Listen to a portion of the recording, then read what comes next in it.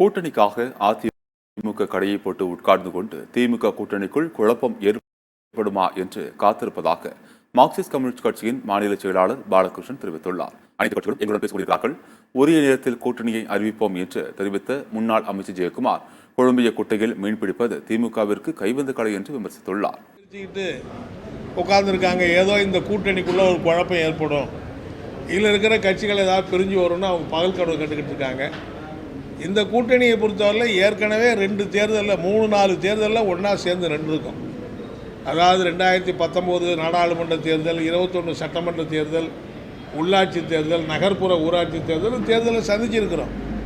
எனவே இந்த கூட்டணியில் அப்படி ஒன்றும் குழப்பம் வருவதற்கோ அல்லது பிளவு ஏற்படுவதற்கோ எந்த வாய்ப்பும் கிடையாது என்பது நிரூபணமானது. ஆகவே தொகுதி சம்பந்தமான பங்கீடு பேச்சுவார்த்தை ஒரு சில நாட்களில் சுமூகமாக முடியும். திமுக பிஜேபி தவிர மீது யாரும் எங்களுக்கு எதிரி கிடையாது. அதனால் எல்லா கட்சிகளோட அதை பேசிட்டு தான் இருப்பாங்க, அவங்களும் பேசுவாங்க. அப்படி அதனால் தேர்தல் நேரத்தில் உரிய நேரத்தில் கண்டிப்பாக அதை பூச்சாரத்தில் எந்தெந்த கட்சிக்கு எங்களோட எங்கள் தலைமை கூட்டணி முறைப்படி அறிவிப்போம். திமுக கூட்டணிக்குள்ள திமுக கூட்டணிக்குள்ள எப்போ குழப்பம் வரும் அப்படின்னு அதிமுக காத்திருச்சு விமர்சனம் பண்ணியிருக்கிறாரு. இப்போ எங்களுக்கு அந்த மாதிரி அவசியம் இல்லையா? இப்போ குழம்பிய குட்டையில மீன் பிடிப்பதற்கு திமுக கை வந்த கலை, எங்களுக்கு அந்த மாதிரி அவசியம் கிடையாது.